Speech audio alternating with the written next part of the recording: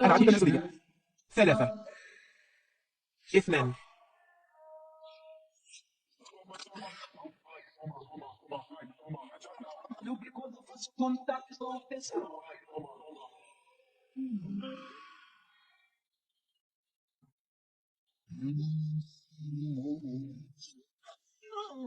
أنا ابنة عائلة شين المرموقة، ومع ذلك بسبب عقلي لم يأتي من يرثني في رفق الوفاء قائلة أكتفي بصحبة هذه الروبوتات المحاكية.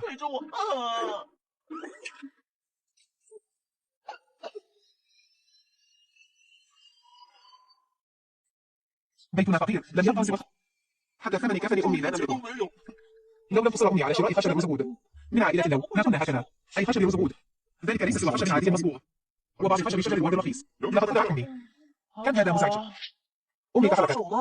يودانا. أمي قد ماتت بالفعل. كيف تمزح هكذا؟ ماذا تقول؟ من مات؟ أمي. أمي عادت للحياة. أمي. عدي للحياة. أمي. أمي لقد عدت. لقد أعطت الزمن. تم تفعيل نظام المتجر الشامل.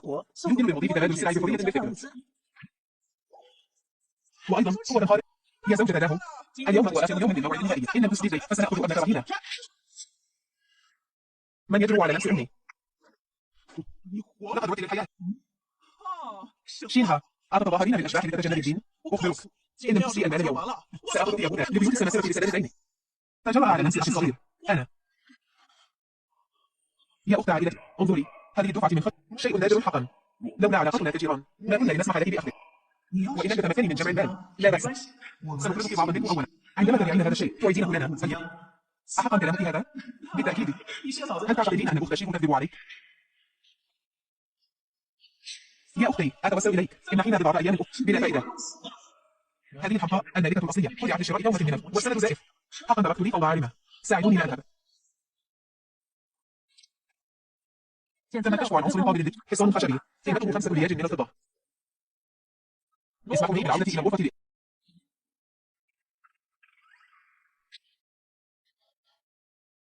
يا نظام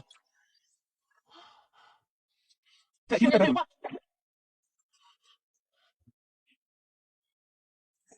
ماذا بك؟ ألا تحاولين التهرب من لدينا؟ المال والسلعة هنا تعتاد من عدم جيدا. حقا إنه حقيقي. لماذا لم تفعلي ذلك من قبل؟ ما كان الأمر ليصل لهذا الحد بين عائلتينا. أمي من أين لك هذه الفضة؟ حين مات أبوك دفنها تحت الشجرة القديمة. جيبين اذهبوا وأحضروا الأخشاب. جينين رتب هذا المكان. وأيضا اخلعوا جميع ملابس الكتاب. يغيظني. حسنا بما أنكم تجربتم على خداعي بفشل فلا تلوموني على الانتقام بالمثل.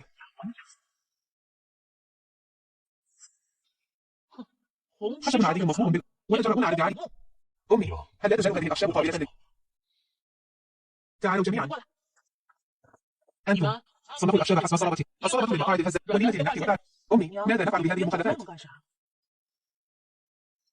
تم كشف عن مواد قابلة للتصنيع مخترع صناعة فليات بشكل ثمرة ذاتية قيمتها لياج. ممتاز. ابحثوا على هذا النحو أضمن لكم أنها لم يعلمني أبي هذه الأنماط من قبل. أبوك مات مبكرا ولم يخبرني إلا بفكرته ولم يسعفه الوقت بذلك. أمي لقد عدت للتو من الموت لا أدري أنك جائعة سأذهب أنا وشيوخي. لا داعي اذهبوا. يا له من ابن باوة بما أن الفضل جعلني أمنا بلا ألم وأصبحت لي 4 أبناء فسأعاملهم معاملة حسنة. أمي هذه حساء خضروات البرية التي صنعتها لك خضروات.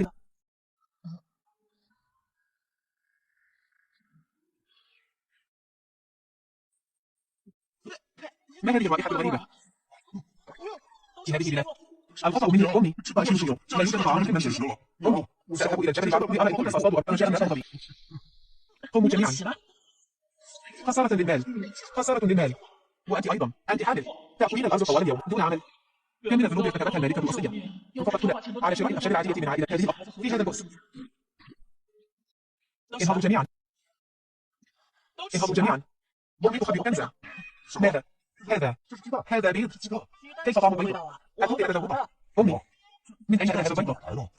أو لا أدري أي دجاجة بري وضعته خلف منزلنا فقط جمعته. هذا قوموا.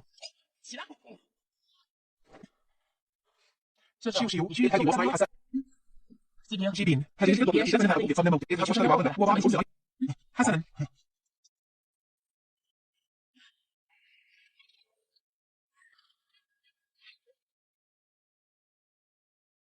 لماذا لا تجلسون ذلك؟ لماذا تقفون؟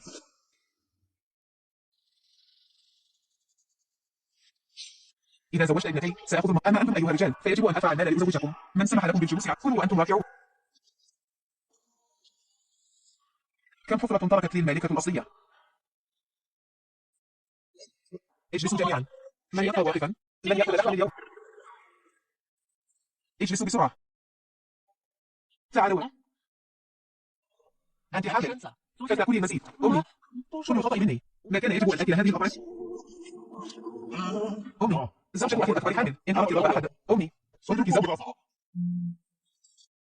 قوموا جميعا. لقد رأيت أنها حامل وأردتها أن تأكل المزيد. من يظل راكعا؟ سأطعم اللحم للكلاب. انهضوا. اسرعوا وانهضوا. كلوا الخضروات. كلوا. كلوا.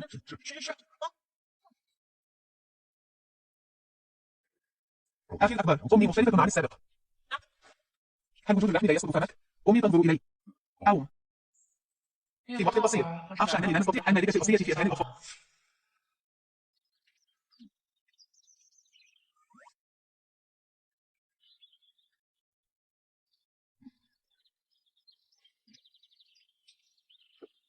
يا نظام تأكيد التبادل. واو. ببعض المنتوجات أستطيع تبادل 20 لي. من يصدق هذا؟ جيبين. فقدت الحقول الجيدة 6 فقد استبدلتها أمي من 12 فدانا من قريبا لن يكون لدينا طعام. ماذا نفعل؟ أمي كانت غافلة من قبل. أما الآن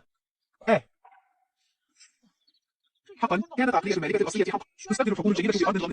لحسن حظي أنني عبرت. يا نظام استبدليني ببذور لطيف.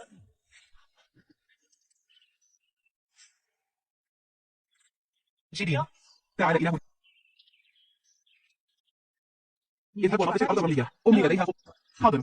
هذه بذور لطيف تبادلتها مع أحد. ازرعها في الأرض الرملية. أمي الأرض الرملية تقع. أخشى أن لا يموت فيها شيء. قلت لك أن تذهب. ما كل هذا الكلام؟ اذهب. سأذهب الآن.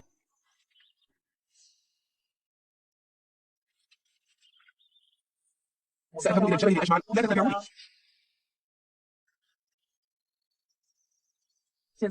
تم كشف عن خضروات طبيعية قطع. هل تريد ذلك؟ نعم. الأطفال ينمون. يجب أن نشتري لهم بعض البيض لتقويتهم.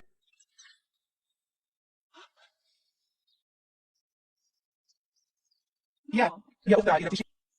من أين لك هذا البيض؟ هذا بيض دجاج بري. جمعته من الجبل. هل أصبحت دجاج الجبل ذكية لتترك لك بيضها لتجمعي؟ ألم يكن هذا مسروقا من منزل أحدهم؟ الافتراء على الآخرين بلا دليل يعاقب عليه القانون. هل تريد أخت شيء أن تجرب؟ بنية شهواتك يا ثعلبة. لا بدل أن هذا البيض أعطاه لك رجل أعمى. يا أختي كلامه سأعتبره مدحا لي لأنني لست أختلك عجوزة متغيرة فتزوجت يا كراهك. يا إلهي الأخت كبرت في السن عليها أن تكون حذرة عند المشي. أيتها المرأة انتظريني.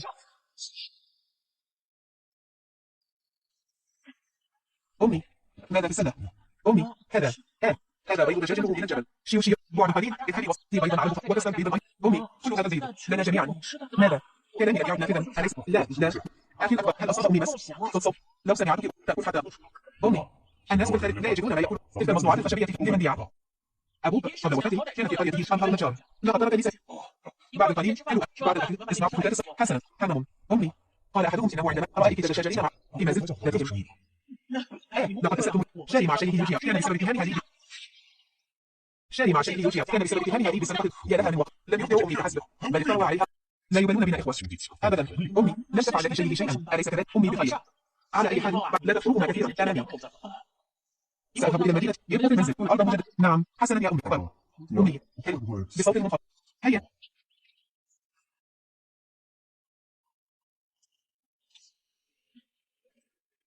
هؤلاء الأطفال في المنزل ليس لديهم ملابس يجب أن أجد طريقة حتى يكون لشيوشي ورفاقها ملابس. وجدتها. لماذا ذهبت أمي إلى متجر؟ أو رأيتها صباحا تضع صور بشمال الذي أنا ظني يرون سواري يشير ثم تدعم عائلة. أبي أنفق عليه الكثير يجب أن لا نسمح بذلك. هيا بنا لنذهب هناك.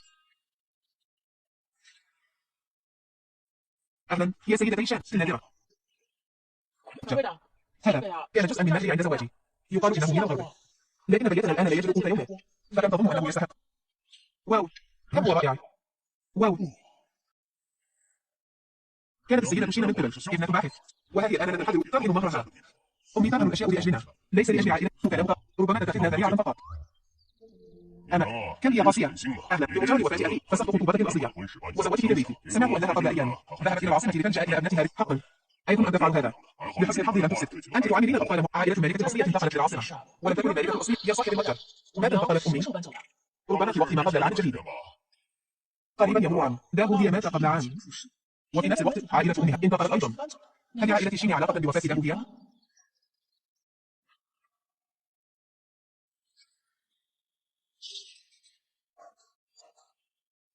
من أنت؟ لماذا تظهرين دائما في أحلامي؟ واو، هذه الجوهرة ترى إلى هذا. يا سيدتي سأعرض 50 هذه. هذا 50 رياجا قليل جدا. دون رياجا دعوا أن أزيد. حسنا، هذا لإنقاذ الموقف. استبدلت من دولار من 19 عملة. لقد ربحت كثيرا. أخيرا صار لدي لتحسين طعام الأطفال. يا أيها صاحب المطبخ. خرجت. أرأيت سر رياجا. جمعت أمي كل هذا المال. هل ستعطي المال لعائلة له؟ أجل. بكم هذه الفضائح؟ ثاني محاسية. أعطني 5. حاضر. أخي الأكبر. قد الكثير. يا إلهي لا تنظر. عود إلى المنزل. لا تدع أمي لك. هيا. أهلا. أليست هذه أرملة تشتري كل هذه الأشياء؟ بالتأكيد ستأخذها إذا تمنى. لطالما كانت. يا أخت عائلتي تشترين كل هذا. ما شأنك؟ لا تعترض. دعيه. أهلا. شين هينغ هينغ. ماذا تفعلين؟ التعامل التجاري مع عائلتي. تريدين أيضا خطف رجال أمي. بالتأكيد تريد إرضاء أبي لتوثيق علاقتها بعائلتي والتعامل التجاري مع الآخرين. ماذا تفعلون يا أنتم؟ أمي لا تخافي. لا نسمح لكم بتناول. أمي لا تزال كما كانت. أمي لا تسمح لنا حتى بأكل الخضروات البرية في المطبخ لكنها تعطي كل هذه الأشياء الجيدة. كاف. تفضل. أهلا. أمي هذا كل أنت أيضا. شكرا يا أمي. شين. ماذا تقصدين؟ أمي كل هذا ليس لأبي. من قال إنه لك؟ أيها الخائنون. إطعام الكلب فقير يمكن أن يجعله إعطاؤكم إياها سيجعلكم فقط تبصقون فضلا. إعطاؤكم إياه سيجعلكم فقط تبصقون. سأمزق فمك. الحاكم المحلي قال هيا بنا. شاني مي انتظري. هيا بنا. أمي تلك الفضاء انتظر. لا تكن. هيا عودوا معي لنجرب ملابسك. أمي عيدك. وأنا أيضا. أمي سأحمل. أمي كل هذه الأشياء لنا. أيها الكمباوس مستقبل ستكون لنا. أمي تحسنت حقا. أمي هل يمكننا أكل فطائر باللحم غدا؟ طالما كنت مطيعا سأشتريها لك يومي. أخي الأكبر. أمي هل ستعود كما كانت غدا؟ تقول فيه. أمي الآن أفضل. كسب المال من المأكولات البشرية والنبات سيثير شكوك الأطفال. يبدو أنني يجب طريقة أكثر أمانا بي. هيا بنا. هيا.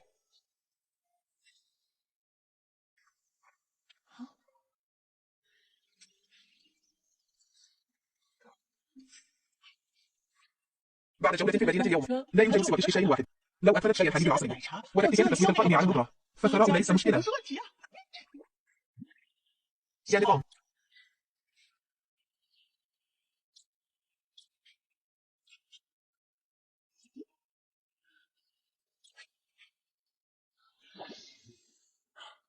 واو.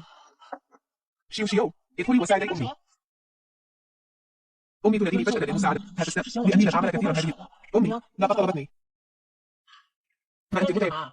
أمي تطلبني أن تساعديني في تقسيم هذا الجري. هيا. أهلا.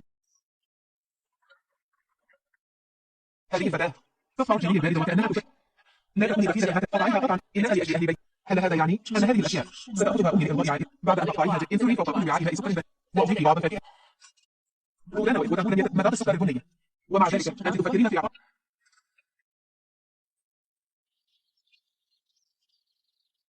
واو.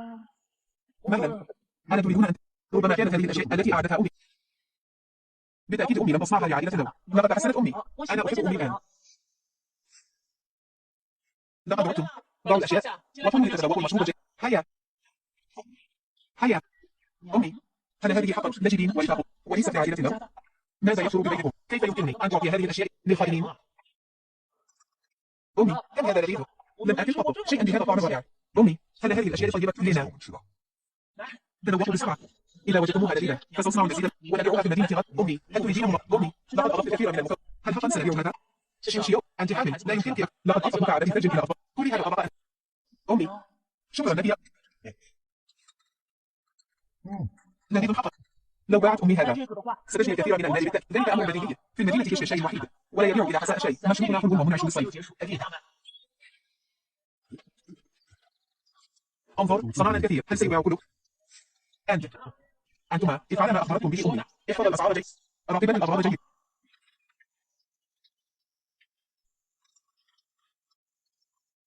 جيمين، خذ وعاء جيرين باردها أوصاه لذلك الرجل العجوز وقل له أن يتذوقه. قدموا بعض الرأي. أمي، لي كل هذه المكونات. أعطى علمه إياه. تفهمين؟ لا تنظر لهذا الرجل كمجرد بوابيق، لكنه رجل الأول إلى المستودع. أو اذهب بسرعة. يا سيدي، الجو حر. هذا هو الجيرين الجديد السحري. ندعوك لتذوقه. لي أنا أجل. آكل مجانا أجل. كل باعة المتجولين بعد أن يربحوا المال يفنونني وعاء رمزيا. هذه عائلة أدب للدو وتطعمني مجانا دون مقابل. دعني أتذوق.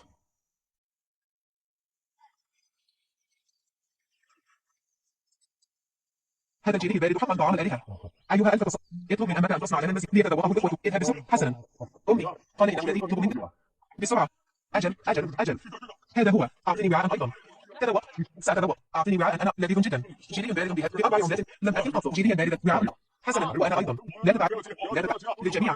لقد دعت حقا.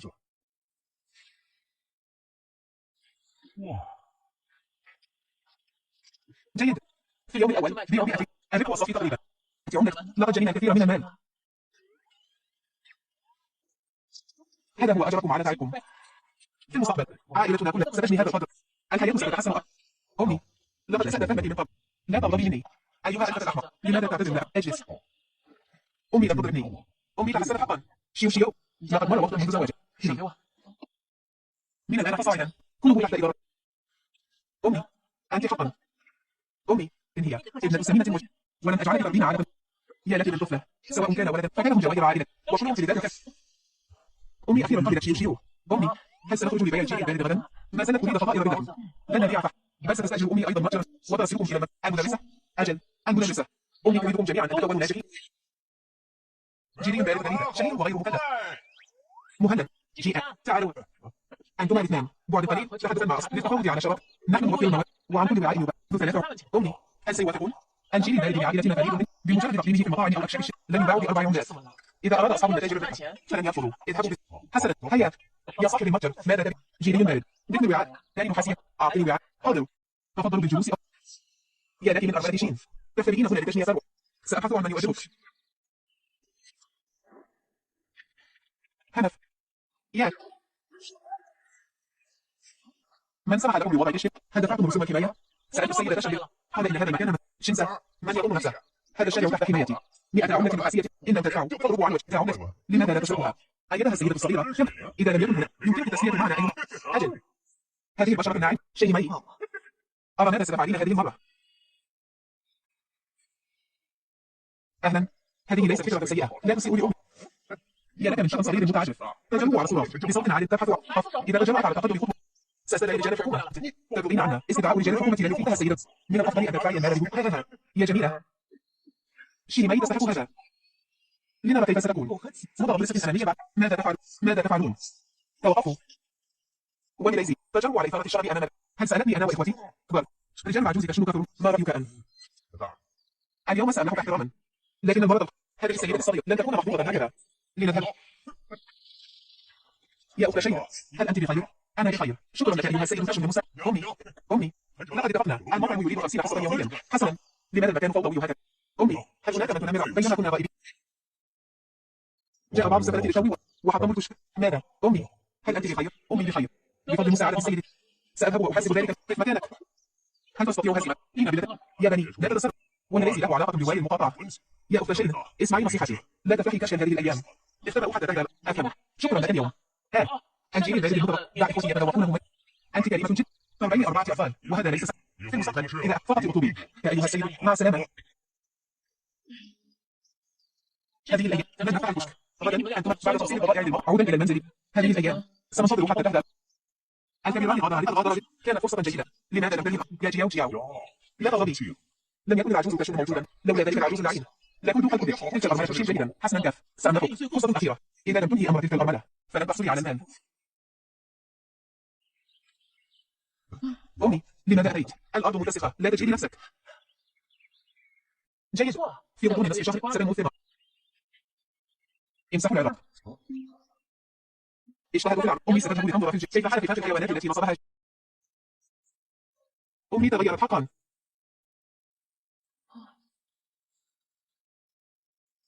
يا نظام، أعطني أمرين سمينان.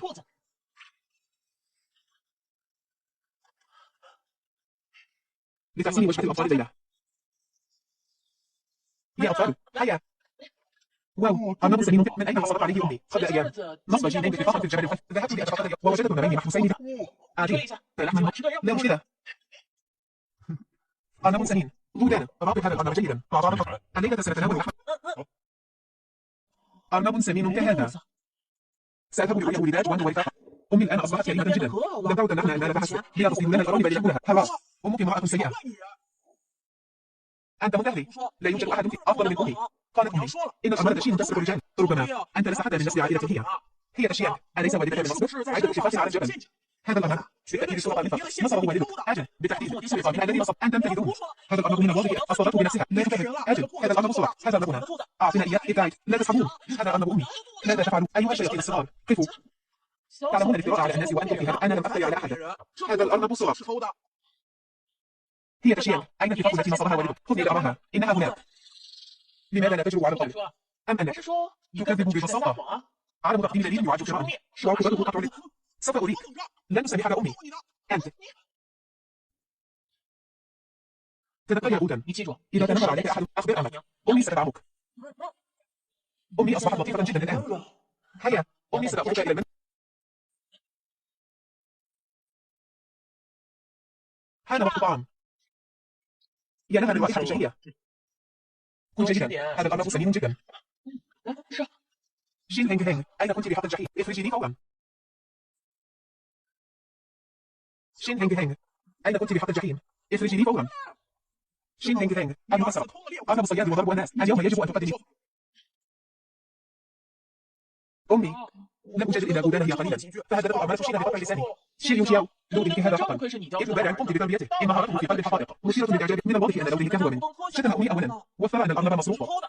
يا لك من لطيف. ما زلت تجرؤ على تبرير. شيء معي. لقد سرقت أرنب الصياد. إن لم تدفعي تعويضا اليوم سأبلغ الأمر إلى القاضي. هي تشيك.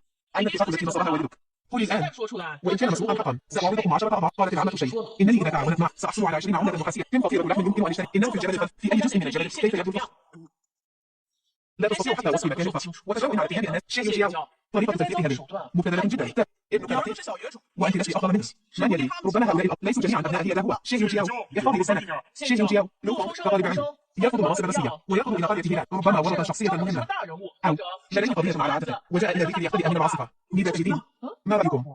أن أطلب من القاضي أن يحقق. لماذا نقل لو تحديدا إلى قرية هلال؟ هي تشيك. أين الاتفاق التي نصبها والدك حقا؟ قل الآن وسأعطيك عملتك حلوى.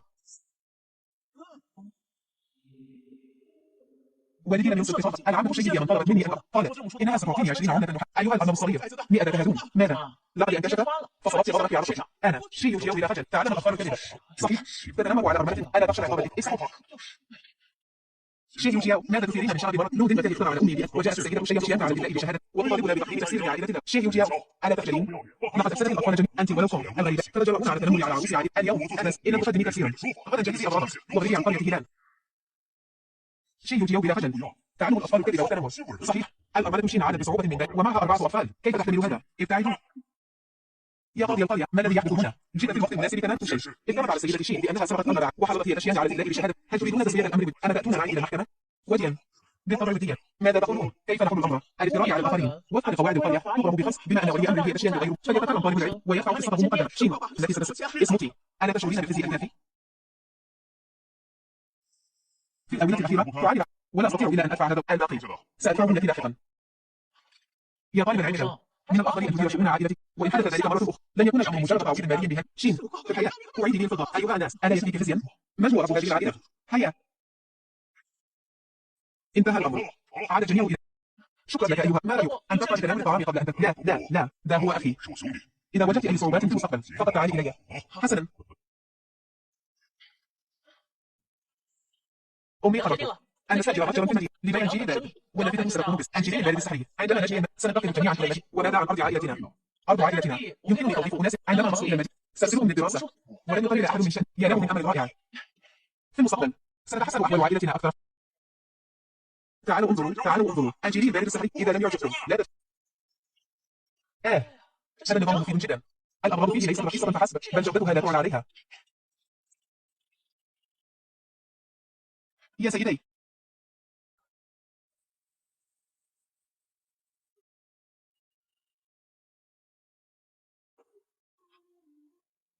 هذه المرأة لماذا تبدو مألوفة هكذا؟ يا سمو الأمير هل ترغب في تذوق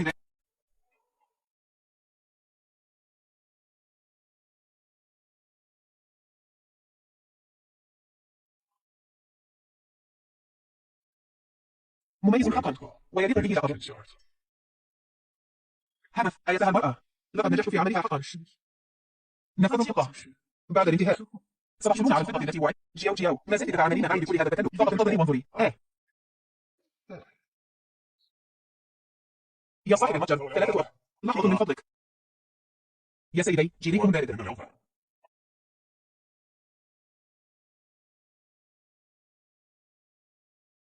كيف يوجد حجارة صغيرة في هذا الجيل؟ كاد أن يكسر أسناني. ألا تقول هذا هو في الجيل البارد؟ كيف يمكن أن توجد حجارة؟ ادفع تعويضا وإلا فسأحطم متجر الرجل. أنا لا ماذا تفعلون؟ أو أنتم مرة أخرى أمي هل تعرفين المرة الماضية عند باب من حطم فيشكلا يا سمو الأمير هل تسمح لي بمساعدتهم؟ لا تتعجل فلنراقب الوضع أولا. أيها السادة يمكنكم هذه الحجارة محددة معجزة من الواضح أنها أطلقت لم يوجد صائفة غير الجليد البارد. لا كانت منذ زمن أو قد ثارت. هذا الرجل هو زعيم البلطجية في جنوب المدينة متخصص في كيف ترتفع. إن لم تدفعوا تعويضا سأحطم متجر التعامل معه. هيا ماذا تفعلون؟ من أين أتيتم؟ من أين أتيتم؟ إنهم أنتم حقا. لماذا تحاولون رفضها مجانا؟ ألا يكفي أنني لا أطيقكم؟ قل من حرضك على المجيء؟ أنا سأتكلم. إنها شيء جياو هي من حرضنا. لنكون الأمراض شيء سوءا وبهتا. اتركني دعني أذهب. هذا يا أخت الزوج شيء حقا هذا هو صريح. ما هذا؟ ألم يكفك إثارة الشر في القرية حتى جئت إلى المدينة حتى تفتري علي؟ أنا لا أعرفهم أصلا. أيتها المرء حين رشوتنا أول مرة لماذا لم تقولي هذا؟ يا سيدة شيء ما هي اليد الخليفة؟ يا سيدتي سنقتل هؤلاء الأشخاص ونسلمهم إلى جزيل الشكر لك يا سيدي يعلم. لا داعي للمجاملة كل هذا بأمر يا سمو الأمير.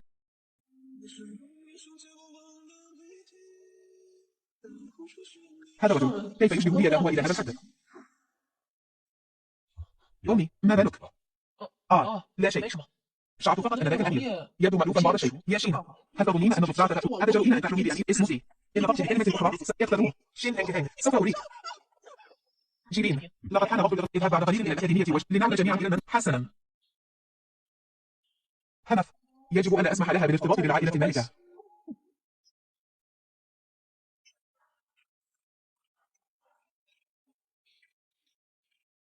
أنا هل تستأويني أمي؟ لأنني لم أرسلك إلى الأكاديمية؟ لا أبدا. كيف يمكنني أن ألوم أمي؟ لقد علمني والدي القراءة والكتابة عندما كان لكنني لم أكن جيدا. لو أمكن أتمنى أن أصبح مثل أولئك الحراس المهيبين اليوم لأهمية يا أمي من الأذى بقدراتك هذه. لو ذهبت إلى ساحة المعركة حقا بالتأكيد ستصل إلى منصب القائد الأعلى وليس مجرد حارس عادي. أمي حقا تعمل. ماذا كذبت عليك يا أمي؟ حسنا إذا حان ذلك الوقت حقا سأجد لك يا أمي زوجا رائعا. حسنا أيتها المرأة لقد فعلت ما يقال لإخراجك بجفاف. إذا شجرت مرة أخرى على تمثيل الحق أجل سيدتي فمسيرة بإمكان هي أنا فهمين. في نهاية المطاف أنت لا تزال مأسورا بذلك وفقدت صوابك تماما. ثم قال أيتها المرأة الحقاء هذا كل ما لديك من عقل. شين كل هذا بسببك. إن لم أكن سعيدة فلن تنعمي بالراحة أنت أيضا. يا أفتيشان لماذا جئت؟ منزلنا لا يرحب بك يا ابن أخي لا تتعجل. في الحقيقة جئت هذه المرة سيصل من اعتذاري لأميكم. زاد يا أختي لقد وجدت لك زواجا. هذا رجل ثري في المدينة لديه ثروة طائلة. إذا تزوجت ستعيشين حياة غريبة ومضرة. أيتها الشبه أنت جميلة ولطيفة حقا ويا لها من توالي معي أنا. ستعيشين حياة غريبة وتنعمين بالرخاء والثراء. هو يا أخت زوجي شيء نظرتك سيئة حقا. لا عجب أنك تخوفين شخص مثل ولد أي زوج. هذا نوع من الناس احتفظي به بنفسك. ماذا تقصدين؟ أنا أقدم لك معروف فلا تتصرفي بصلة. أنتم إذا تجرأتم على دخول منزلي فلن أتردد في إثارة الأمر عنده ليقوم بضدكم جميعا من قريته. اضربوا عن وجهي. شين سوف أريك. يا سيدة الشين هل جاءتكم عادة ما يفعل المتدربون للتعلم فكيف تدفعون؟ أنتم لا توفرون الطعام بل تمنحوننا حصة بالطبع 50 قطعة محشية يوم ولن يتأثر وهناك حصة من كل قطعة تباع. أنا أيضا أريد. جاء دوري هيا ننفق كل هذا المال لتوظيف الناس إذا لم تباع البضاعة فستخسر عائلتهم ربما أليس كذلك؟ نجيب سوف أريد المعصم يجب أن يكون والسكين يجب أن هكذا تكون نقوص الخطة أمي هذه قصة من جيبين لقد أتعرض تعليم كل لا بأس عود إلى الغرفة بسرعة ذكرى هذا ليس شيئا يمكنني أن أنظر إليه اذهب النظام ساعدني لا أراك يمكنني تبديل هذا كما كشف عن عنصر قابل للاستبدال سيف خشبي للأطفال قيمته 8 أوقية لجلب المال لجلب المال لكن هذا قد يثير الشعوب بسهولة لا أعرف كيف كانت حالة جيل ورفاقه أمي ليس شيء ما الأمر؟ هل هناك مشكلة؟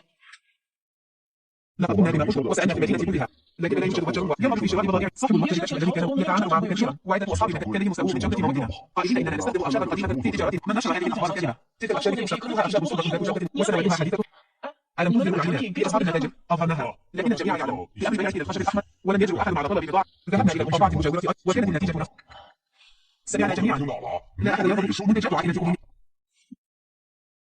تشنسا وينجو تعرفون متجر عائلة جين أليس كذلك؟ نعم أعتقد أن موادهم ليست جيدة جدا هذه دفعة مقدمة هل تفهمون قصدي؟ نعم بعد الانتهاء سيكون هناك مكافأة أخرى جزيل الشكر لك يا سيد يا أمانة شين هذه المرة لنرى كيف تنظرين لقد فعلت هذه مرة أخرى أليس كذلك؟ لقد اتفقنا سابقا في الأجرة ولن يتأخر إن لم تتمكن عائلتكم من ذلك فلن أعمل معكم بعد ونحن أيضا لن نعملها هي لا تقلقوا أيها الجميع لن تنقص أجركم التي تستحقونها خلال 3 أيام أضمن أنني سأبيع كل البضاعة ولن تنقصكم حصتكم أيضا حقا يا أمانة شين لا تمزحي 3 أيام الآن لا أحد يرغب في شراء بضائعكم ألم تحاولين فقط كسبا أمي دائما صادقة إذا قالت أمي أن لديها طريقة الآن متاجر جميعها لا تشتري فلمن ستبيعينها؟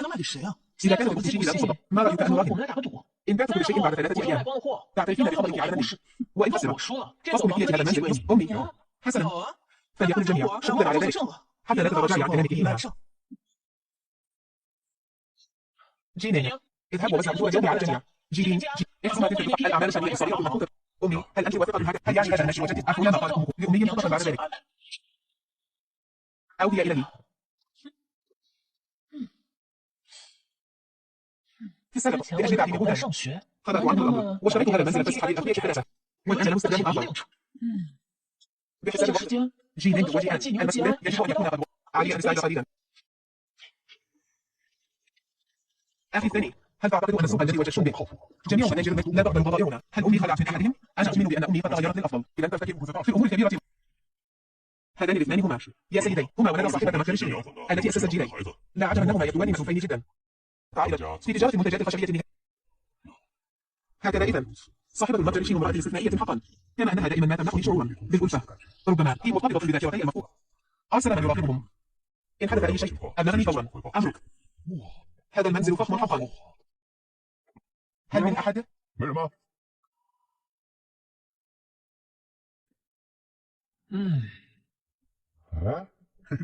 أنتم أشركوا سيدة الشيء من السيدة ضعوا أمراض هناك سأجعل واحدهم يخرج أمي ما هذه الملابس التي ترتدي؟ أليست تلك المقاطع في الأفلام التي تتنقل فيها النساء تعرض بهذه الطريقة هذا الوضع الصغير كيف تعرف علي بنظرته أمي تنكرك ليس مقنعا أبدا كفى إن ضحكت مرة أخرى صدقني لا دعنا نتحدث صاحب هذه الغرفة وهذه الملابس التي أرتديها لقد خرج من هنا وطلب مني أن أنظر هنا لم أكن أفعل شيئا ففكرت في تغيير الملابس لأريح معكم قليلا ضعوا الأغراض بسرعة يعود ومعكم رونات إيه أمي وأنت سأغير ملابسي وأعود اذهبوا عودي مبكرا النظام ساعدني لا أراك يمكنني تبديل هذه الدفعة من البيت كما يشفع عن عنصر قابل للاستبدال مجموعة أثاث من خشب ورد 1000 أوقية من الذهب مع كل هذا المال دعني أرى ماذا ستفعل هذه شيء يوجياو يا أمانة شين مر 3 أيام هل حصلت على أي مال؟ نعم أين أموالنا؟ أين المال؟ متاجر المدينة كلها لا تجرؤ على شراء لا أظن أنها باعت شيئا لقد اتفقنا مسبقا أليس كذلك؟ إذا لم تبيع بضائع فاصبروا في منزلكم سيصبح لي أو هي إلهي من قال إنني لا أحصل على مالي من البيع كيف يعقل هذا؟ لقد طبعت عليهم طرق البيع كيف يمكنك أن تحصلي على مالي من البيع أو لا عجب أنه لم يشأ أن منتجات الخشبية النهائية اتضح أن أخت زوجي شيء ممكن أن تضع العوائق لقد ينتابني شعور بالأسرة لو تمكنت من البقاء بجانبها لفترة قد أتذكر شيئا يتفاوض على عمل وهو يتستر هكذا جيبيني حسنا سيدي ابني قليل الأدب لا بأس إذا هل يمكننا أن نتحدث جانبا؟ هذا من لهجتك يا سيدي؟ يبدو أنك من سكان العاصمة. صحيح. جئت هذه المرة لأتحدث معك عن شراكة التجاري. سؤال: نحترم بشرية متقن للغاية. أو في الآونة الأخيرة جميعها تنشر وطبيعية. ألا يخشى السيد هي فصل؟ الشريعة تتوقف عند الفكر. بالإضافة إلى ذلك، بما أن السيدة شين تمكنت من تحليل، فلا بد أن لديها طرقا أخرى. سيدي، هي معلومات لكن الشراكة تتطلب الإخلاص. ماذا يمكنك أن تقدمني؟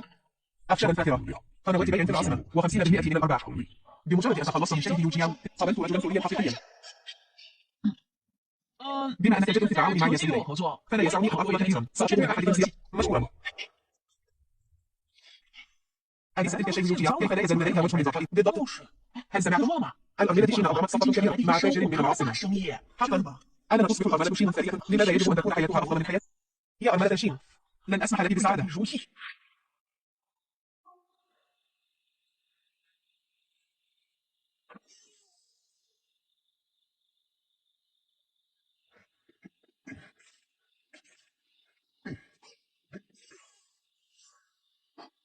السيدة شاه تدفع بعد أن ننتهي من هذا سنفر.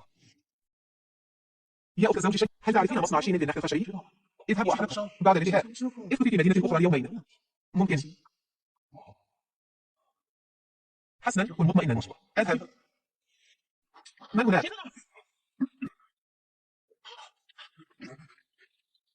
حريق. يا نظام، بسرعة. حريق. هيا أحضر الماء. الماء هنا. أمي. أمي. أمي. هل أنت بخير؟ أنا بخير. حملك قد كبر. جيبيني. خذ زوجتك وقودها إلى المنزل. هل أنت بخير؟ أمي. هذه رائحة زيت كثير. شخص ما أشعل النار. اذهب واطلب من القاضي والسيد جيش حسنا. المستودع متصل بفناء المنزل. لو كانت النيران أكبر لكنا جميعا لمن نجد. هل أنت بخير؟ أنا بخير. لماذا اهتممت بسلامتها؟ لا شعوريا. أمي، القاضي وصل. لماذا يوجد رائحة زيت؟ بالتأكيد شخص ما أشعل النار عمدا. يا إلهي، من هذا اللئيم؟ زيت الكيروسين. اندلع حريقه. ليس بالضرورة. لقد جاءكم عامل كبير من التو. وبعده مباشرة اندلع حريق. لا بد أنكم أنتم من أضرب النار بأنفسكم. فكرة بسيطة. التاجر تجد من العاصفة على دفعته المقدمة. المستودع متصل بفناء المنزل. لن أصل إلى حدود حياتي عائلتي من أجل تلك الدفعة المقدمة.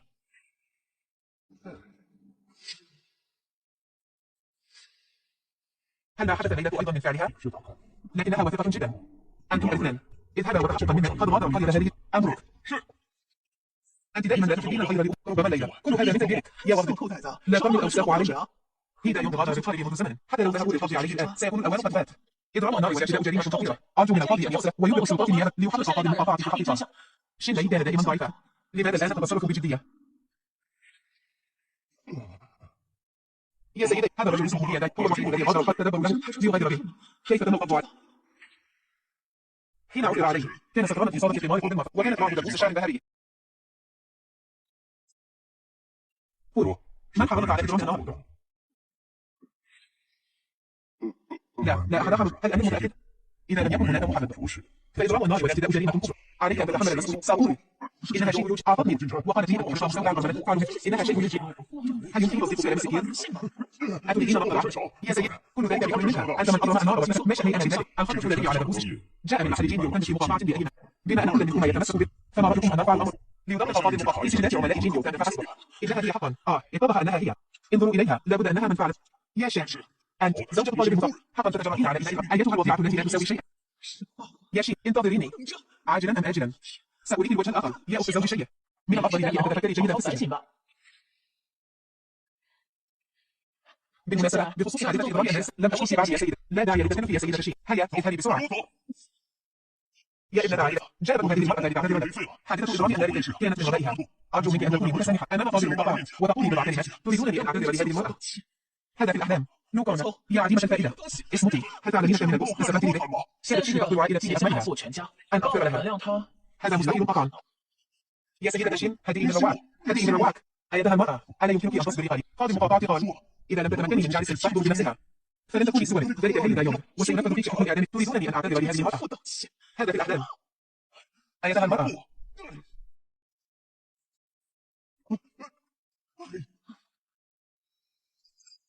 أخي الأكبر، هذه رسالتي إلى عائلتنا الأصلية. أرجو أن توصلها لي. سيكون هناك مكافأة عند الانتهاء. يا شينوهو، لن تتهنئي كثيرا.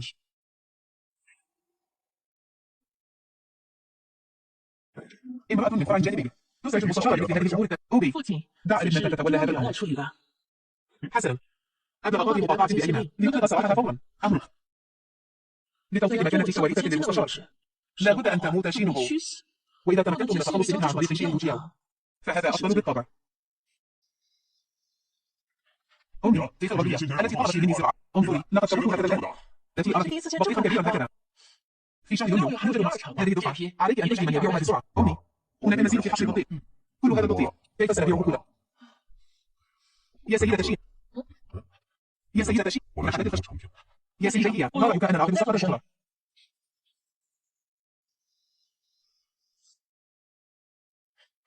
هذه هي الصفقة الثانية التي أرغب في عقدها مع أمي. هل أنت بشيء؟ لا بد أن تلك شيء قد أزعجت أمي. سأذهب لأنتقم منك وقفت. أمي لماذا تمنعني؟ بما أن عائلة شيء تمكن من حماية فسيتمكنون من حماية إذا تعارضنا معه فلن نحصل على أي فائدة. صحيح هذا الأمر يحتاج إلى تدبير طويل الأمد. أمي تؤمن بأن السوء يعاقب وسننال عقابه عاجلا أم آجلا. نعم في هذه الحياة الكريمة ومع وجود النظام يجب أن أحمي أوطاني جيدا. لماذا دائما أجد نفسي أهتم بهذه العائلة؟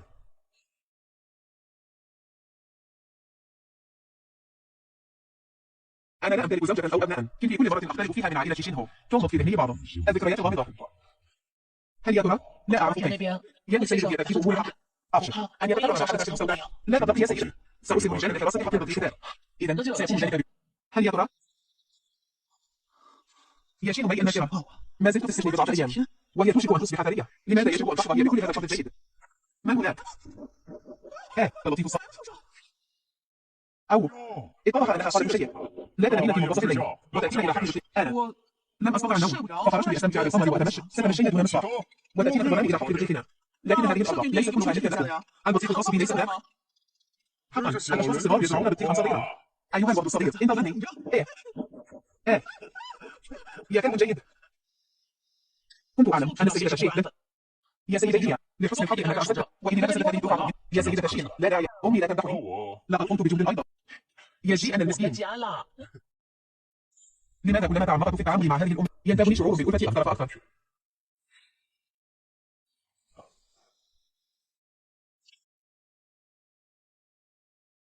هذا البطيخ حلم معاصري يضاهي بطيخ الملاك. هوية هذا السيد هي ما هي بالضبط؟ إذا حسب رأيك يا سيدتي هل يجب أن أعطي هذه الصفقة الثانية؟ السيدة شيء توفر لي فرصة للقرار فكيف لا أوافق؟ بدفعة كلمة وسأرسل من يستلم. ما رأيك يا سيدة شيء؟ يا سيدة هي أن ثلاثة من الفضة للواحد وهناك مئات منها في الحقل. صحيح يا سيدي لدي أمر آخر أخبرك به. تفضل يا سيدي كما إطلاق سراح الشيء يوجيها وجودهما ألم تتم إلى نفسها كيف تم إطلاق سراح حسب عيني عائلة شيء الأصلية على قدر المقاطعة هذه عائلة شيء نفوذ كبير جدا. أنا بفهم أن المستشار الحالي اسمه شيء صحيح لكن من مالي سقطت على قاضي المقاطعة في شيء من تشوي ابنة المستشار الثالثة وهي أيضا سيدة ماشي استشهد شيء حالي إنها هي تلك التي انتحلت هويتي وقتلتها إلى شيء بأكملها في حياتي ثم أجبرتني على الموت ابنة المستشار المزيفة.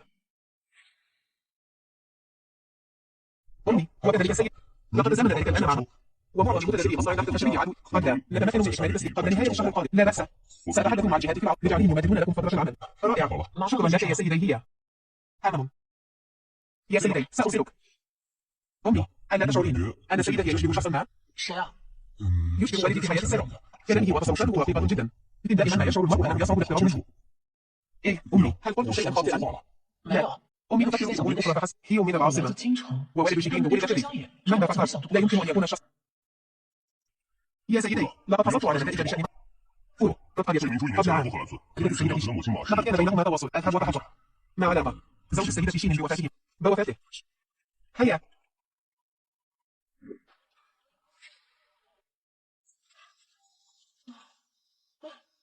في حياتي السابقة وحياتي الحالية لم أعاني مثل هذا طوال 30 عاما. أمي الشمس خارقة الآن أنا تشاركين قليلا بجد حتى أقول أنا يعمل كيف يمكنني أن تلك الجهة البارد لنذهب ونحسب لا يمكننا أن نعاني المشقة دون داع. هيا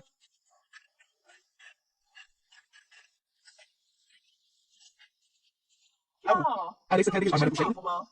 لم أرك عملين في الحقل في السنوات الماضية مر عام واحد فقط على وفاتك أبوه وها أنت عملين في الحقل أليس هذا لأنك تشتركين للرجال؟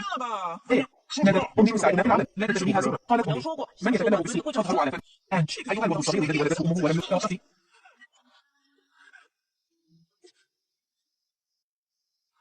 يا سيدة لماذا تتنازعين مع طفل؟ ألا تشعرين بالخجل يا سيدة شيء؟ أنت غريبة عن القرية ما الذي يجعلك تتدخلين في شؤون؟ كيف يكون السيد هي هنا؟ سمعت أن عائلة السيدة شين لديها، فجلبت بعض الناس للمساعدة. كلما انتهينا من حصاد البطاطا شربة مبكرة، كلما تمكن مصنع النفط الخشبي من بدء. كتب مارينا على الأرامل والأطفال، وتبدأ السيدة شين إنها حقا حيلة تينغ. ليس لدي وقت لأتجادل معكم. جزيل الشكر لك يا سيدة، شكرا لك. شكرا لك. النصيحة. الطقس حر. تشير. أن تعودي وتستريح، ودعي بقية العمل لريتش. حصاد الصيف مذهل، لا وقت لذا. حسنا. هيا بنا. حان وقت العمل.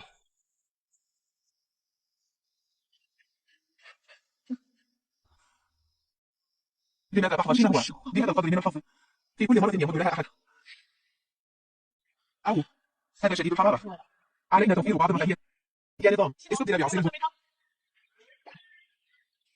تفضلوا جميعا واشربوا بعض عطاكم ضربة. شكرا لك يا أفضل. أليس هذا لذيذا جدا؟ بالطبع، فأمي أضافت وصفتها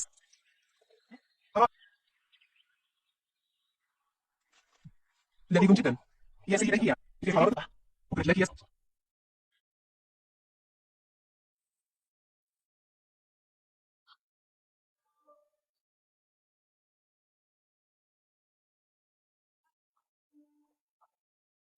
عجيب.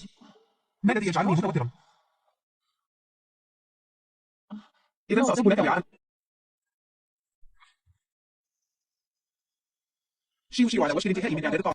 إذا لم يمانع السيد بها، فلن يبقى لتناول الطعام. لا داعي. لا تزال لدي بعض الأمور غدا سأرسل مجددا. من يأتي للمساعدة؟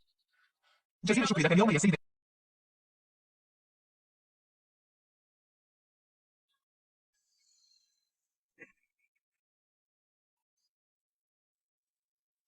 أيتها المرأة، إن مهارتك في الإغراء لا يعلى عليها حق. هذه بودرة جديدة صنعتها السيدة الثالثة. يا شينا، هذه المرة صنع ماذا ستفعلين؟ لكن كان أفضل. ما كان النظام لديه ذلك. إلا توجد كهرباء في العصور. شكل هذا الحجر.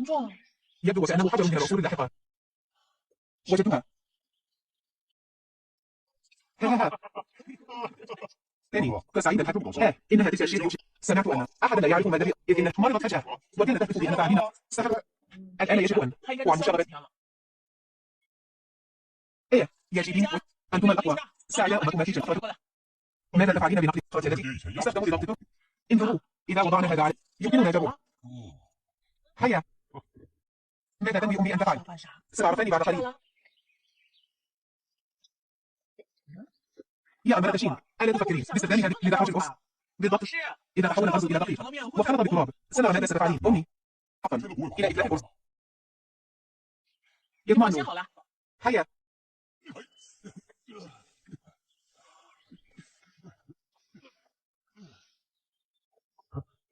أمي، لقد انفصلت الفعالة. يا سيدة شين، فكرت في هذه رائعة جدا. إنها مجرد صدفة ليس إلا. إذا رأى الجميع أنها طريقة فيمكنكم جميعا تجربة. دعوني ألقي. انظروا. يمكنها حقا أن تفصل الحبوب. ماذا حدث هنا؟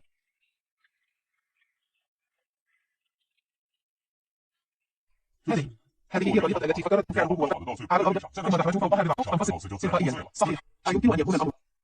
السيدة شين حقا ذكية جدا. لقد أثنيت علي كثير. إنها مجرد بعض. بالإضافة إلى ذلك لقد استلهمت الفكرة لأتوصل إلى هذه. في الماضي كانت أمي تسأل ذلك في المنزل فأحضرت هذه الصخرة من الجبل. كانت ترش الماء وتضغط على. إذا قلناها بأسلوب مهذب فهو ذكاء، وإذا قلناها بأسلوب أطول فهو كسل.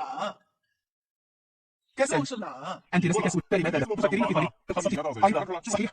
نظرا لأن الأخت شيء فزعت من ثعبان الليلة وصحتها. إذا ما رأيك أن تعودي وتستريح بدلا من أن تسببي الإزعاج؟ يا شين، انتظريني. أمي كان وجه خالتي شديد التو شديد الطمح كأنها أكلت بطيخا مرا.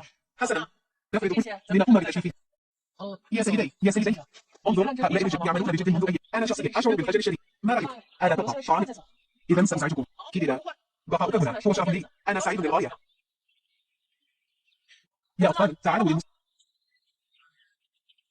يا سيدي لماذا لا تنتشيني من فضلك؟ مهتم جدا. إنها مجرد أمانة. كثرة الكلام اذهب للعمل. لقد أخطأت بالحديث. لنحتسب سلم تفضلوا. لفظ السيد هي. يا سيدي تدعو براعتي. مطبخ السيدة رائع حقا. إذا أعجبك تناول الطعام الذي لذيذ جدا. أنت يا عزيزتي تناولي المزيد أنت. السيد هي يبدو مهتما بأمي. هل يا ترى يا جيجي ما الأمر؟ أو لا شيء. هي تناول طعام. يا سيدي هي ذات ولاد. انظر إلى أعتذر على المقاطعة.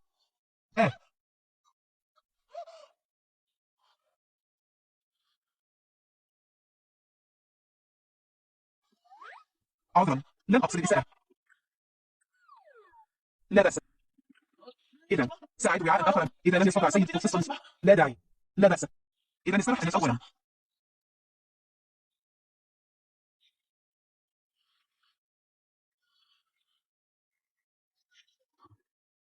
أمي سمعت صوتا هل أنت أو لقد كسرت وعاء سهوا أو إيه أمي هل تتذكرين ما قلته سابقا بأن سيدنا هي يشبه والدي؟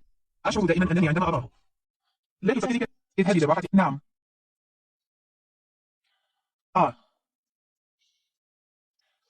هويته بالتأكيد ليست عادية.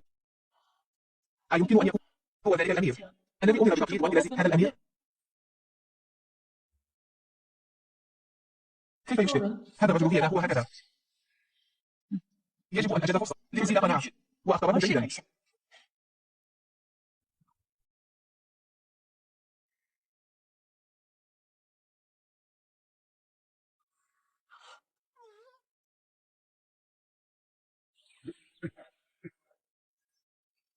هل سيدة شين في المنزل؟ هل سيدة شين في المنزل؟ إيه عام وين دي؟ مبكر كأي أمر؟ يا سيدة شين تلك الصحراء طريقة نشر الطمر هل هي فكرتك؟ يا هير لينكتر ما الذي حدث؟ ها ها ها عائلة السيدة شين ستصبح عندما علم قاضي المقاطعة سعد به كثيرا وغدا سيأتي لنفذها شخصيا. ها ها ها ما الذي يحدث بالضبط؟ ها ها في هذه الأيام لقد استخدمت القاضية طريقة وحصل القمح بسرعة وكفاءة بعد أن علم يا سيدي قاضي المقاطعة سر جدا. هذه طريقة ممتازة ومنفعة ويجب أن ترفع إلى البلاط الإمبراطوري للمكافأة. ها ها ها أمي لقد أصبحت مشهورة. إذا متى سنحن لزيارتنا؟ سيصل غدا صباحا باكرا. يا سيدة شين إياك أن تستعدي مسبقا قليلا.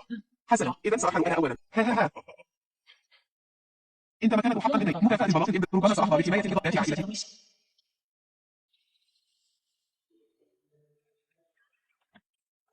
يا سيدي هذه السيدة خلفية هي ابتكر طريقة الأرز المخرج السيدة شين. أوكي سيدي السيدة شين بهذه الشباب ابتكرت هذه الطريقة نافعة لنا. هذا أمر نادر حقا. إنها مجرد صدفة ليس إلا. هل أنت من فرع عائلة شين تلك؟ هل تخفى شيء؟ ليس لدي حق هذه القدرة العظيمة. لقد استخدمت الفكرة من شخص حتى توصلت إلى هذه الطريقة وبعد تطبيقها أدركت أن هذه الطريقة تموت. يا سيدي قادم أنا تسمع ما تعنيه بوضوح السيدة شين متواضعا وقدرتها خارقة. أنا مسؤول جدا. لا أجرؤ على أخذ الفضل. يا سيدي إذا أردت رؤية خليقتي لا حرج فطلبت منك. مبادرة السيدة شين ممتازة. إذا أمكن تعليمها على الجميع فستزيد كفاءة حصاد الصيف بشكل كبير. إنها مجرد أنفية ماثرة ولا تستحق من يا سيدي قادم هذا المديح. الأعمال الزراعية مشقة وكل جهد يوفر له قيمة. إن أمكن تعليم فرد من الناس ستستفيد منها. أنا أرفع هذه الطريقة إلى البلد لطلب المكافأة للسيدة. فما رأيك؟ لا أطلب شيئا سوى أن تعلم هذه الطريقة المبكرة ليستفيد منها أكبر وعي. حسنا السيدة شين تفكر في مصلحتي وهذا نادر حقا. سأرفع التقرير بأمانة لأضمن لديه المكافأة المستحقة. القاضي حدث لماذا تتظاهرين؟ أنت محظوظة فحسب. أمي يا سيدي قاضي كان يطلب لك المجد لماذا رفض؟ أجل يا أمي فرصة لتشريك عائلتنا. صحيح أيها الأطفال الأغنياء ما يطلبه المرء وما يمنح له طواعية أيعقل أن يكون أو متبطرسة سف من دين لاحقا. سلام هذه الرسالة إلى بعض. إن لم تنجح بسهولة سأطلبها لها بنفسي. مرسوم إمبراطوري صادر بأمر من السماء بأن السيدة شين ميت قد ابتكر طريقة للحرب. هذه الطريقة ممتازة ولتعمم على جميع أنحاء فقد جرب ذلك خيرا لذا تمنح لقب سيدة من الرتبة التاسعة وتمنح 100 قطعة ذهب. يا سيدة شين تفضلي باستقبال. شكرا لك يا سيدة شين. لا يا سيدة شين لك حظ طيب. أمي حقا شرفت عائلة صحيح كبر. الرتبة التاسعة منصب عظيم جدا. منصب عظيم جدا. أجل يا إلهي هذه الدنيا وحدها لا تكفي لحماية جيبين ولفرض يجيبون لدي لفوف الأعظام. كيف يعقل تلك الحلقات لم تكن تدرك أن القشر الأحمر المزيف كان مطليا. تهانينا يا سيدة شين كل هذا بفضل الناس ومساعدته. أيتها المرأة لماذا تجني كل المسرات وحدها؟ اليوم حصلت على رتبة من البراء مع أنها مجرد سيدة من الوجود إلا أنها تشريك لعائلتنا يستحق أن نحتفل معك كعائلة. تفضلوا ناخذ. اجلسوا اجلسوا بالمناسبة عائلتنا الآن أصبحت من العائلات المحترمة. يجب أن نغير أسماء الأطفال، خاصة اسم قومنا هذا. كنت سأقول ذلك في كل مرة أذهب فيها ويسألني الناس أين منزل قومنا هي. أشعر بالحجر الشديد. ها ها ها. إن لم تمنعوا فلدي بعض الاقتراحات. أو تفضل. ربيع مبصر وثمانية تقف شامخة في الرفعة والتزمة سير ثالث نحو هدف. ما رأيكم أن نختار حرف جند؟ فليكن جند تشون ودين جند. إنها أفضل بكثير من قوة. رائعة. إذا اليوم أذكر يا جيبي يا جيني تشون أذهب وأحضر بالخوف من القبر. حسنا. تناول.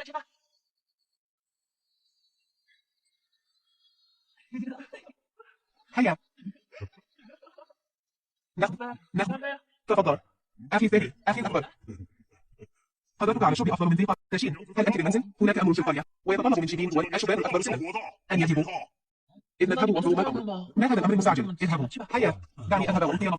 يا شيو فضلا منك ساعديني في حمل جيم شين إلى أجل يا أمي. تتنا. هيا. عليك أن تقضي لتشربي معي كأسين.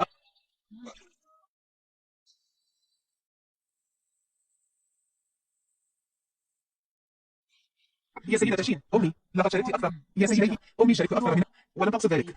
لا بأس. ما رأيك؟ عودي أنت للراحة فأنت حامل سأعتني بها أنا. إذا جزاك الله خيرا.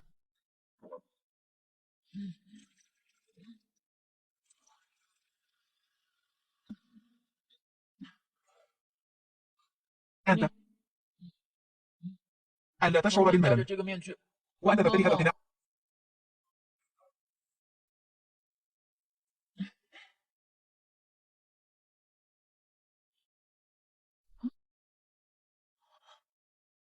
يا لهو. أنا هو.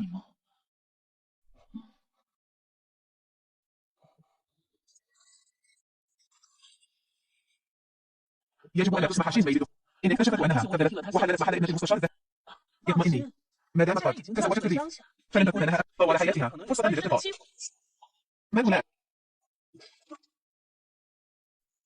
إذا القصد هذا المتوسط قد أفقدته الوعي بالفعل. يا لو كنت تخلص منه. أجل يا سيد.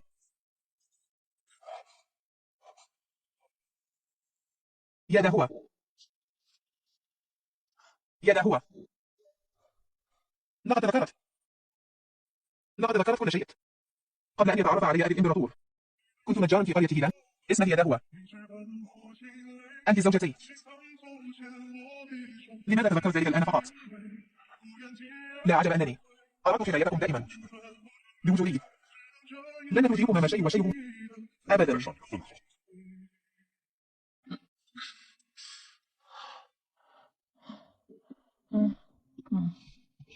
يا إلهي لقد شربت كثيرا من الفرح. أتذكر أنني سمعت ده هو يتحدث معي. لقد سمعت حقا. كيف يمكن أن يكون ده هو؟ أمي أين السيد هي؟ لقد غادر السيد. قال إنه ذاهب ليجمع دفعة الثانية. البارحة عندما استدعاهم المسؤول هل قالوا شيئا؟ أمي كنت على وشك أن أخبر بالأمس. قال المسؤول إن بلاط الإمبراطورية أصدر أمرا بالتجنيد وعلى كل عائلة أن تقدم رجلا. أتذكر العديد من الجنرالات العظام في هذا العهد إذا ذهب جنجلين بوالد فهل سيتعرف عليهم رجال؟ زوجة أخي الأكبر بالتأكيد. الثالث والله لذا اتفقنا أخيرا أن أذهب أنا. إدراك هذا جيد لكن ساحة المعركة ليست كالقرية. العيش في العراء والمخاطرة بالموت أمر يوما. أمي لقد قررت سأصبح جنرالا عظيما في المستقبل حتى لا تتعرض أمي للمضايقات. لا بأس. هذه هي تدعى هذه مسدسا وهي سلاح للدفاع عن النفس. انظر جيدا. هذا هو المخزن وهذا هو الأمان. اضغط على الزناد وستنطلق الرصاصة. أمي من أين حصلت على هذا الشيء الغريب؟ لقد طلبه والدك. اخرج معي يا بني وسأليك كيف يعمل. حسنا. ها هو. انظر جيدا. تذكر فوق السلاح يجب أن يوجه نحو قبل الضغط على الزناد تأكد أولا من تفعيل الأمام. أمي هل هذا حقا قادر على القتل؟ بالطبع. تخدمه إلى عند الضرورة ويجب أن لا تستخدمه يا للوقاحة. أليست هذه سيدة عائلة شين؟ أمي أنا طالب علم ومعفى من التشميد على عكس بعض الآخر الذين لا يملكون إلا الذهاب إلى ساحة المعركة. كم هو محمد؟ يا شين يوجيا احرصي على الرجال السيء خشية أن تجلب كلمات همس. لا شك أن ضميرك يؤيدك أنكما تتآمران هنا على أمر لا يليق. واو أيتها مدعو بكلمة فما سيخالف في المرة لن يكون هذا العمود الخشبي. أمي فالمرحل حين أعود سأكتب رسالة وأطلب منها للتخلص من هذه المرأة الوظيفة. شين هن أنا فعين اذهبوا هدف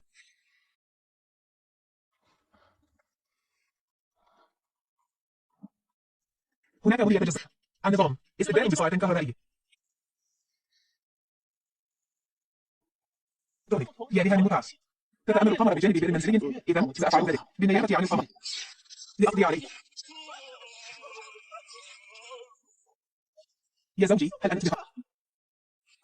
أمي ماذا حدث لي؟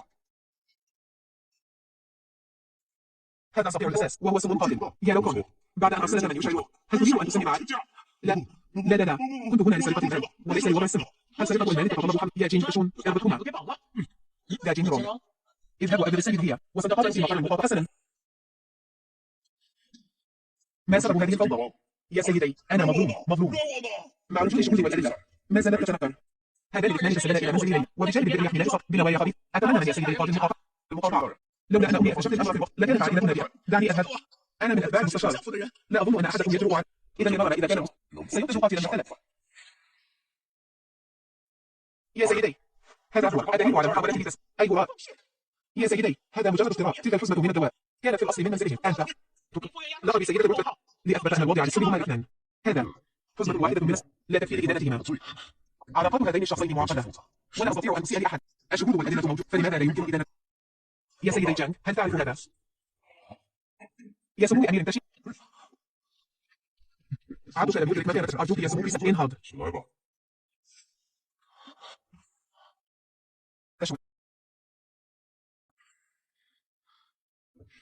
كيف يمكن أن يكون هو سمو يا شي يوجياو؟ لقد حاولت مرارا وتكرارا إذاعة والأدلة جانبة ما زلت تتنبأ. أيها الحراس اسحبوها فورها على وجه أجل. كل هذا خطأك يا شين لتموتي موتة سيئة. يا شين هند لتموتي موتة سيئة. يا أخت شين أو لا يا سيدة شين لقد خدعني هذا السم وأعمى عيني. أرجوك لأنقذي حياتي.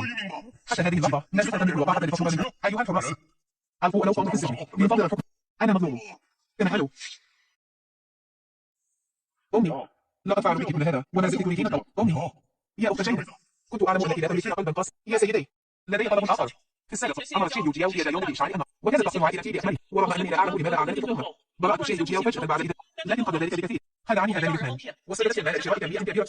وعندما ذهبت لطلب تمديد فترة السداد تعرضت لإصابة في رأسي على يدي وكدت أفقد حياتي.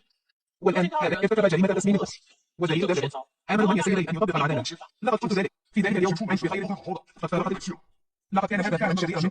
أطلب من يا سمو الأمير وقاضي أن يقتص لأمي. يا سمو الأمير هذا يا سيدي جان هذه القضية تنطوي على محاولة حد الخطوة إن لم تجروا على إصدار الحكم فلن يمانع هذا الأمير من رفع الأمر إلى القضاء. يا سمو الأمير اطلق عبدك سيطبق العدالة بحذافيرها. أيها الحراس خذوا نوقف إلى سجن الإعدام واستعاضوا بعد الخير. أنا مظلوم. يا سمو يا سيدة شين الوقت قد تأخر. ما رأيك أن نذهب مع عبدك إلى الفناء الخلفي للراحة أو همم؟ عبدك سيشعر هذا الأمر إلى وزارة العدل بأسرع وقت. جزاك الله. تفضلوا. عودوا أنتم أولا. أمي تريد التحدث مع يا سمو الأمير.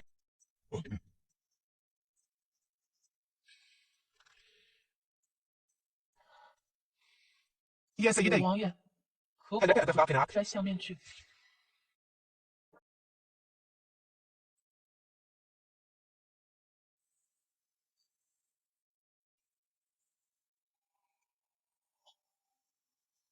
إنه أن حقا اعتقدت أنك قد مت. يا مي لقد تذكرت كل شيء.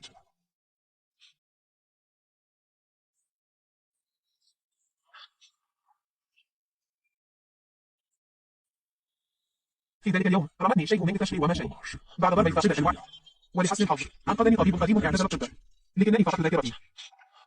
إذا كيف؟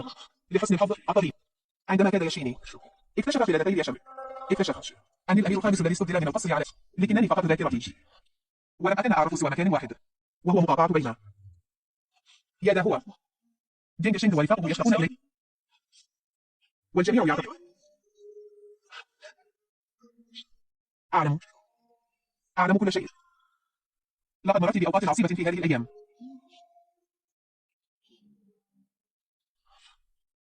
قلت الآن إن ما شيء وشينين تشمل أرتاح ومتى كان يعرج أجلسي. الأمر كان كالتالي. يا لهول الأمر منذ وقت ليس كشفت أن ماشي وضعت السم الأمامك فيه التي كانت زوجة المستشار الراحل وتسببت في ولادتها وماتت بسبب فصول القلب. وبعد ذلك استبدلتك من منزل المستشار وجعلت ابنتها من رجل غير تحل محلك. ابنة المستشار لقد ربتني في المقاطعة بين سنوات عديدة وتعاملني كخادمة. وكم كنت ساذجة من قبل. ظننت أن أمي لا تحبني. شيء من تشوي حلت محلي وتأملت على إيذائك أيضا. وكذا تدمر عائلتنا بك. سأفعل. لهذا الالتقاء بك سأساعدك. الآن زوجك أصبح أمير تشين ولديك ما يكفي من السلطة لمواجهة المستشار. إذا تجرأ أحد على نفسك فسأبيد عائلته بأكملها.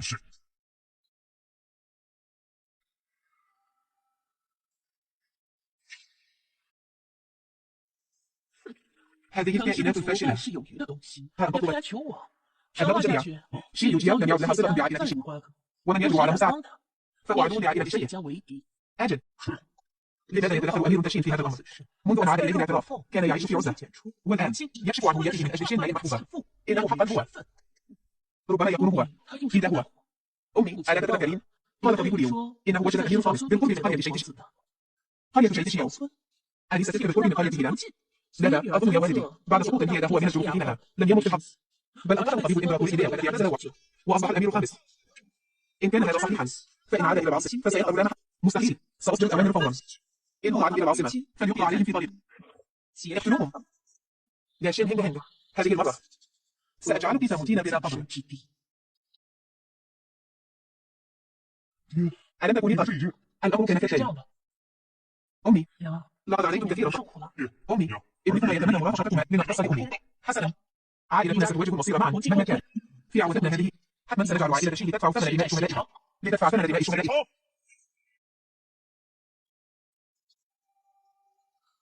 يا هند هند لقد أمرت بتجهيز جميع الغرف. خذي الأطفال واذهبي لترتاحي. سأذهب لاحقا لمقابلة جد وسأعود متأخرا. أوبي هذا المنزل فخم جدا. لقد عدت في رعاية الأطفال. اذهب وعد بسرعة. لقد أتى أخيرا. اذهبوا وأخبروا بعض الناس. وانشروا خبر أن تلك الأرملة ومعها أمر قد انتقلت للإقامة في قصر أمير تشين. اجعلوا الإشاعات قبيحة قدر الإمكان. أجل. انتظروا. أرسلت اثنين آخر لتقديم مفاجأة لشين ماي. أجل.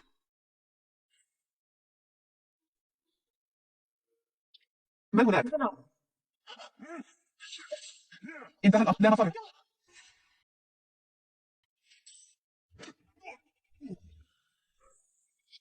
هل أنت بخير؟ أنا بخير. خذوهما واقطعوهما لشخص. أجل. أمي هل أنت بخير؟ لحسن الحظ التي أتيت في الوقت. يا شيوشيو هل أنت بخير؟ أمي بطني يؤلم. ماذا بك يا شيوشيو؟ هل تفضل الدور؟ سأعيدك إلى المنزل يا زوجة أخي. أنا نترك قريبا. سأرى في استدعائك بسرعة. اثبتي يا شيوشيو. يا شيوشيو أتوسل إليك ألا يصيبك. يا سيدتي ادفعي بقوة. الولادة لا تستغرق. يا شيوشيو جسم لن يصيبها مطلوب. لقد أصابك الذعر فما رأيك أن تستريح؟ يا شيوشيو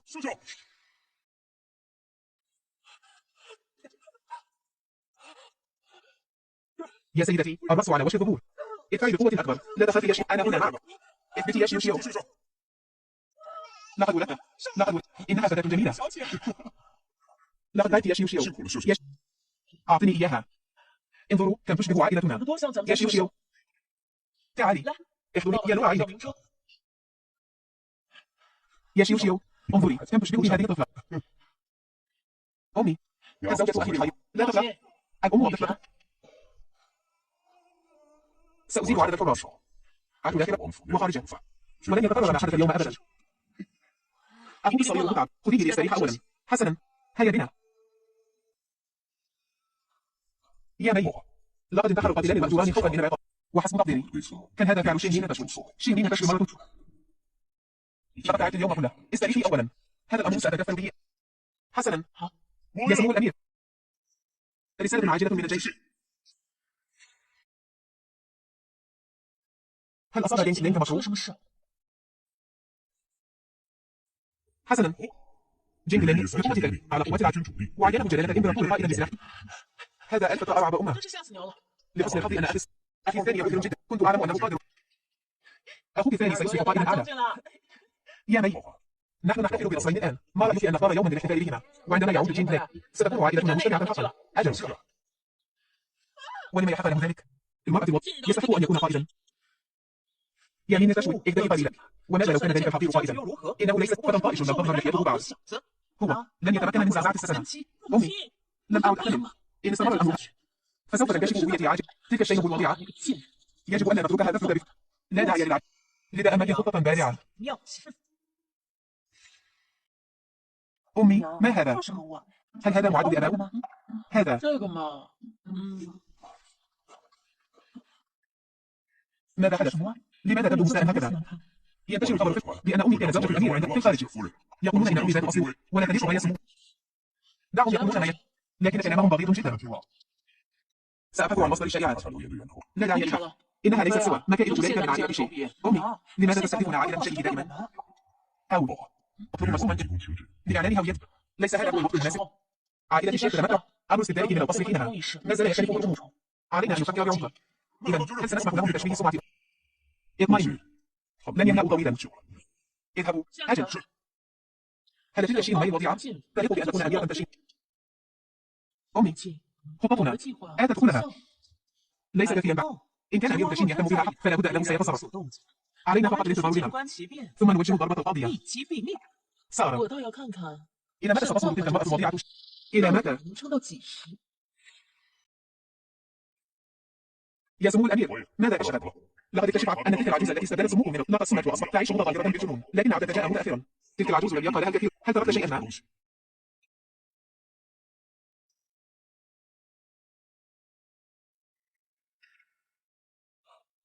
إذا هذا الأمر يتعلق بالمستشار حقا.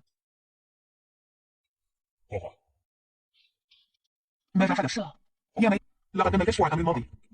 والآن هذه هي فرصتنا الذهبية للرد. وماذا عن جلالة الإمبراطور؟ جلالة الإمبراطور قد عمل بالتعامل مع هذا الأمر بالكامل، سواء كان استبدال من القصر أو انتحال شخصيته. يجب أن يكون هناك حل. سأوافقك. هذه المرة سنجعل عائلة الشيخ تدفع الثمن. حسنا. يا سيدتي، ما الأمر؟ لماذا أنت مذعورة؟ التي لا أنبأ من الخارج بأن أمير تشين قادم مع فوج. ماذا؟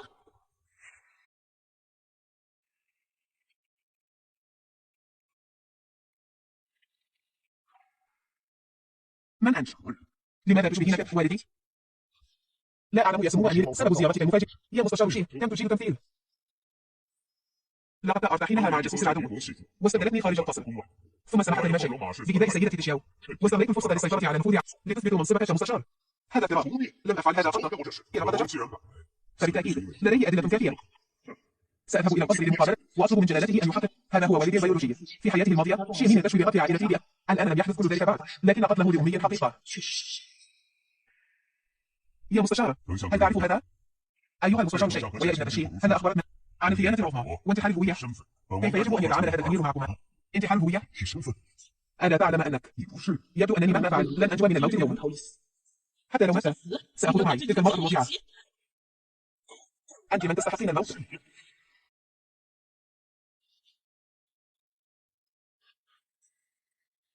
لم يمض نصف عام وأصبح دينجلينغ أطول قامة. يا شين هاو، أنت مجرد قروية وضيعة. فما الذي يجعل اسمك؟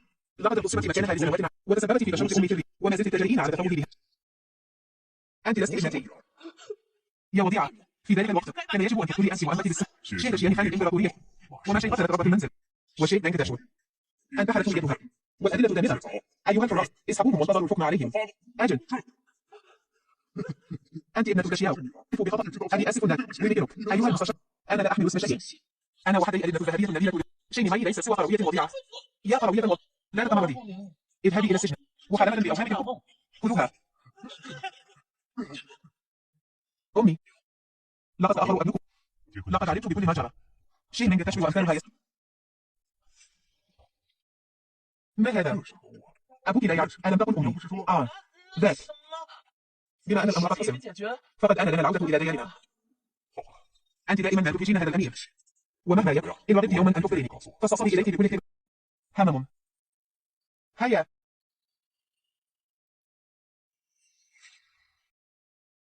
اليوم عائلتنا اجتمعت وعاد جين ليل سالما وحقق إنجاز عظيم يستحق هذا الاحتفال. أجل. أشعر عائلة شيئوها قد أنجز أهم جميع. أهدي هذه الكأس لأمي. تعالوا جميعا. هيا. تناولوا. لن أسمح لك بالمعاناة بعد اليوم.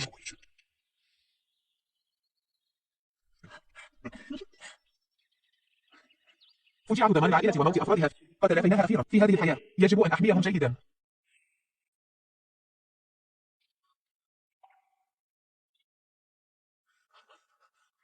يا وضيعة، هل جئت لتشمتي بي؟ منذ أن أردت ما قتل يومين كان يجب أن تعلمي أن يوما ما ستنالين جزاءك أيتها الوضيعة القذرة. كان يجب علي أن أغرقك في الماء. شيني مي، أنا أعنك بميتة شنيعة. أنت عدم ضرر بعد 3 أيام. أنت من تستحقين الموت. مستحيل. أنا وحدي ابنة المستشار النبيلة. تشي، أي ابنة المستشار؟ إنها ليست سوى متطفلة. بموجب مرسوم إمبراطوري، الأمير تشين في يونتينغ والسيدة شين مي يتبادلان الحب العميق. لندا تمنح السيدة شين لقب أميرتها. أمر بذلك. تقدم هذه الخادمة الإمبراطورية الشكرا.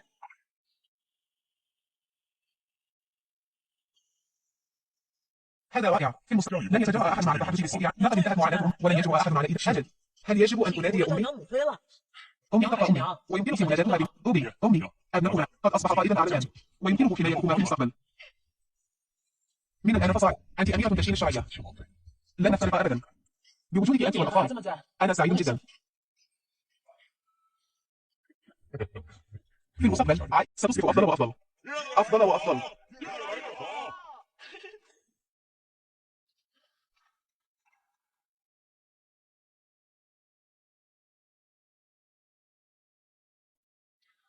يا له من جميل أن تكون العائلة متكاملة، لكنني لا يمكنني أن أستفيد منك هكذا دون. في الحقيقة أنا لست. أنت دائما حبيبتي. أنت زوجتي.